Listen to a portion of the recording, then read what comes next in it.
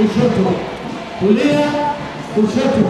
Naomba nitoe shukrani zangu za dhati kwenu wananchi kwa kujitokeza kwa wingi kutumia haki yenu ya kikatiba ya kupiga kura na kuwachagua viongozi wenu kwa mujibu wa katiba ya Zanzibar ya mwaka 1984.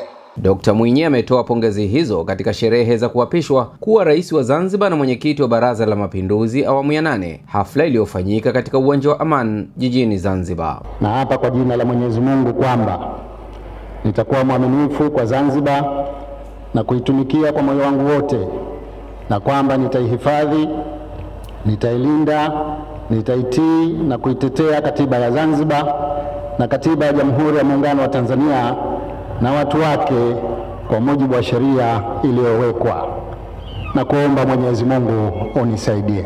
Mimi Hussein Ali Mwinyi naapa kwamba nitazitekeleza kazi zangu za rais wa Zanzibar na mwenyekiti wa Baraza la Mapinduzi kwa uaminifu na uadilifu, na kutimiza wajibu wangu kwa moyo wangu mkunjufu, na kwamba nitawatendea haki watu wote kwa mujibu wa katiba na sheria, nikiongozwa na haki, mila na desturi za Zanzibar bila ya kushawishiwa woga, upendeleo au chuki, na kuomba Mwenyezi Mungu unisaidie. Dr. Mwinyi amewapongeza wananchi na wanachama wa Chama cha Mapinduzi kwa kusherehekea ushindi mkubwa uliopata chama hicho kwa amani na utulivu. Nawapongeza na kuwashukuru sana wananchi kwa kusherehekea ushindi wetu kwa nidhamu na utulivu, huku mkizingatia misingi ya kudumisha amani na utulivu wetu.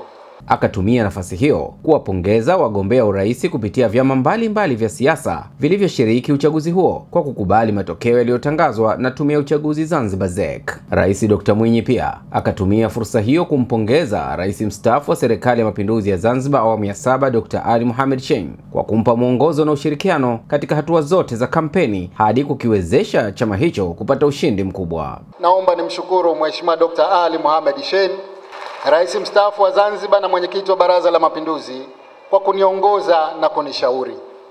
Nimenufaika na kufarijika sana kutokana na hekima, busara na ushauri wake, hasa kwa kuwa ni kiongozi ninayemwangalia kama kigezo cha kuigwa.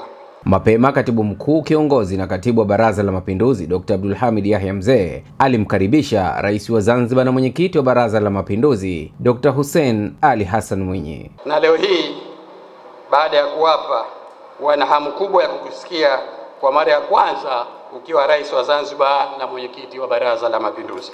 Mheshimiwa Rais, kwa heshima na taadhima, napenda kukukaribisha ili wasilimie na kuhutubia wananchi. Sherehe za kuapishwa rais wa awamu ya 8 wa Serikali ya Mapinduzi ya Zanzibar ziliambatana na kiapo, gwaride la vikosi vya ulinzi na usalama, onyesho la ndege za kivita, kikosi maalum cha komando wa JWTZ na burudani mbalimbali.